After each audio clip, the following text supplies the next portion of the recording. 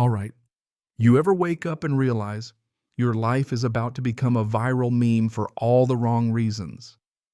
Because let me tell you right now, there are at least 50 strangers raving it up on my private lake, courtesy of our very own HOA, Karen, who apparently decided to just loan out my family property to her unemployed cousin for a streamer's EDM blowout. And when I protested, she called 911 on me. Yeah, you heard that right. She gave away my land and called the cops when I dared object. But what she didn't know is that her little power trip was the last straw. In the next 12 hours, I'd use her own lies to nuke everything she'd built by sunrise. The HOA would be a smoking crater, and Karen, well, let's just say you won't believe where she landed. So buckle up. This is the story of how one night flipped our entire neighborhood upside down and took the internet with it. Welcome to Peaceful Meadows, where peace goes to die. Our peaceful community was founded back in 2015, and right from the jump, Beverly Higgins, the main investor, crowned herself HOA president for life. 5 years, nobody challenged her. She knew everyone's secrets, ran every fine, and pulled strings like a Vegas puppeteer. I'd just inherited my parents' old ranch 3 months ago, complete with a private lake that's been in my family since the late 80s. The deed's clear as day, every inch of land and water's mine, period. But Beverly, she had other ideas. 48 hours after I moved in, she was at my door with her infamous clipboard and a smile you could hang laundry on. Welcome to Peaceful Meadows, gorgeous lake you've got there. Don't worry, the HOA will take good care of it. She kept showing up with suggestions. Trim your oaks, install perimeter lights. Wouldn't it be great if everyone could enjoy your view, trying to fit in? I played along, wasted money, lighting the shore, cleaning up the trees, thinking maybe that's just how things were done. My neighbor, Mr. Johnson, a tough old Vietnam vet who's been here since day one, warned me, "Son, you gotta watch out for Beverly. Last month she fined me $500 because my car was 2 inches over the parking line. Only reason is her nephew Kyle painted the lines crooked." I laughed it off. Big mistake. Everything changed last week when Kyle, the world's least successful Twitch streamer, showed up.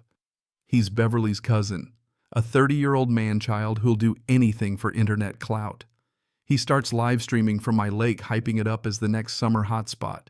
Yo, chat, check out this sick lake. Imagine a party here. His viewers, maybe 5,000, go nuts. Beverly never missing a chance, purrs Kyle. Darling, I have a brilliant idea to help your channel. Fast forward to today, I roll home after work sipping coffee, ready to unwind. I nearly spit it everywhere.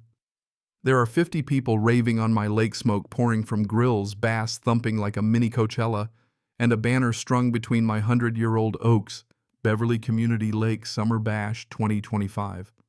Center stage Kyle with a mic shouting, "Thanks to my amazing cousin Beverly, Party of the Year donations flying, and his viewer count hits 8,000 then more." I'm standing there slack-jawed when Kyle turns his camera on me. Uh-oh. Angry boomer at 12 o'clock. The chat erupts. Push him in the lake. Call security. The cherry on top. Somebody welded a giant metal sign onto my oak tree. Community lake managed by Beverly Higgins. Trespassers will be prosecuted. Are you kidding me? So I yell, papers in hand. Everyone needs to leave. This is private property. Kyle just laughs. Keeps streaming. Some college kid shoves his phone in my face. Bro, check your HOA email. This is community space now. Then right on cue, Beverly struts in wearing her president badge and wielding that damn clipboard like a sword. Adam, is there a problem? Maybe you didn't read the new bylaw amendment? I lose it. You can't just take my lake. She grins. Oh, but I can. Amendment 15.3. Any water feature over 1,000 square feet is now a community asset. Unanimously voted by the board, which of course is me as president, me as treasurer, and me as secretary. She actually giggles. Unbelievable. From across the fence, Mr. Johnson yells, "That's his property, Beverly. You can't steal it." Beverly spins on him. "Wasn't your car over the line again this morning?" Another $500 fine. The whole thing is chaos. Kyle's viewers jump to 15,000, egging the drama on Team Beverly, Team Adam. Then a $500 donation comes in with the message, "Call the cops on this loser." Beverly dials 911 right in front of everyone, making a big show of it. "Yes, officer, an angry, intoxicated man is threatening 70 innocent residents. her voice dripping with fake fear. The party quiets. Everyone pulls out their phones ready to record the showdown. I run inside, shaking, and do what anyone would gather every bit of paperwork set my phone to record. Google HOA overreach laws like my life depends on it, and shoot off a text to my lawyer friend. He's on it before I even finish typing. I look at the old family photo on my mantle and promise my folks I won't let her take this. Meanwhile, the rave outside only gets bigger. A food truck parks in my driveway. Professional photographers are taking lake glamour shots. Kyle's stream hits 25,000 viewers. Some even question if this is legal, but most are too busy watching the chaos. I realize I can't just sit inside, so I head back out. As soon as I do, Kyle shouts, "Yo, chat round 2, will he cry, or call his lawyer?" More beer cans get thrown. People laugh in my face. Someone says, "Make us leave. Grandpa, this is public now." Kyle launches a donation war team, Adam versus Team Beverly. People are betting real money on who's right. Beverly watches smug, thinking she's untouchable. By 8:30, Kyle pretends to be terrified. Code red. Cousin Bev helped Beverly take center stage, puts the 911 call on speaker for the whole stream. This man is waving papers, screaming at children. I think he has a weapon. She gives my address. The crowd is split. Half think she's a hero, half call her out for lying. But the cops are on their way. At 9 p.m., 2 cruisers pull up, lights flashing. The music dies. Everyone's got their phones out. Kyle's stream is at 50,000 viewers. Beverly gives the performance of a lifetime, tears and all, accusing me of violence. Kyle tries to play along, but his heart's not in it. The cops, thank God, stay calm. "Sir, we got a report about threats. Can you explain?" I calmly show every deed, tax receipt paper I have. "This is my property, officer. These people are trespassing." Beverly flaps her bylaws around, insists she's president. Officer Smith takes my docs, runs them. The tension's electric. Everyone's waiting for a twist. When Officer Smith comes back, it's dead silent. "Ma'am, this property has belonged to the Williams family since 1987. It's not HOA land. You have no authority here." The crowd erupts. Kyle's chat goes nuclear. Beverly got wrecked. Officer Davis turns to her. "You've facilitated trespassing and filed a false police report. That's a $500 fine and possibly a misdemeanor." Beverly turns the color of spoiled yogurt, sputtering. "But I'm the president. The cops aren't having it." The party dissolves. People scatter. Kyle tries to delete the stream, but the officer says, "Young man, that's evidence. The justice is so sweet it's almost dizzying." But I'm not done. As the crowd disappears, I promise Beverly it's 9:30. You've got 12 hours before this HOA is nothing but a bad memory. Oh, and check your email at 3:30 a.m. Sweet dreams. Kyle's stream chat blows up. What's happening at 3:30? This is better than Netflix. War mode activated. My office becomes a command center whiteboard. Reads Operation HOA Destruction. I dig into the HOA email system. Beverly's password, president for life. First try. In the inbox, jackpot, years of shady transactions. $70,000 funneled from lake projects into her personal account. Photoshop edits faking board votes. Even original bylaws showing HOA has no power over private land.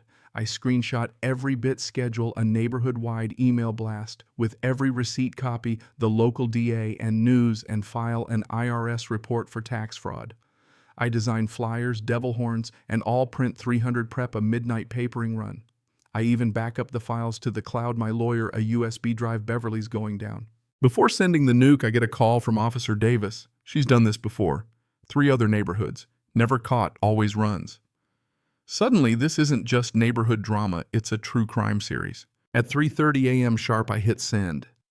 200 emails bomb, every inbox, flyers plaster, every door and stop sign. Social media explodes. People wake up furious. $70,000 gone, fines for garden gnomes, rainbow flags, you name it. By dawn, the neighborhood's a mob, angry, unified, ready for blood. Beverly's phone blows up. She stumbles outside, sees her house covered in wanted posters, starts tearing them down, but for every one she rips up, 10 more pop up. The whole street is laughing and filming her meltdown. 7 a.m. The HOA meeting is packed. I set up a projector, present all the evidence: Beverly's theft, the fake bylaws, the signatures she copied and pasted. The crowd's outrage boils over. Mr. Johnson stands, tells how she fined him for nothing. Others pile on. She killed someone's roses, threatened to put a lien on a house, went after people for wrong paint colors. The anger becomes a tidal wave. Then right at the peak, two IRS agents roll up in a black sedan. Beverly Higgins, you're wanted for tax evasion and embezzlement. She tries a last desperate play, waves a manila folder. I have Adam's criminal record. She opens it. It's empty except for a sticky note. Nice try. The whole crowd roars with laughter. The agents slap on cuffs and Beverly's HOA reign ends with her in the back of a federal sedan. At 8 a.m., the motion to dissolve the HOA passes unanimous. People hug, cry, cheer, a conga line forms, Mr. Johnson shouting freedom at the top of his lungs. By noon, news stations are calling Kyle's confession stream is viral and Beverly's house is up for sale, blacklisted by the whole town. I buy it for pennies, turn it into a dog park with a bronze statue facing her old bedroom window just to really send the message home. But you know the story doesn't end there. A week later, I get a call from Beverly, of all people, from prison. Adam, the National HOA Alliance is real. Check your mailbox. I do. There's a black envelope. Congratulations, you've been selected as mandatory president of the new HOA. I stare out at my peaceful lake, the war seemingly won, but knowing a bigger fight's brewing, one I never asked for. So tell me, was I right or did I go too far? Is justice worth the cost or did I just start a war I can't finish?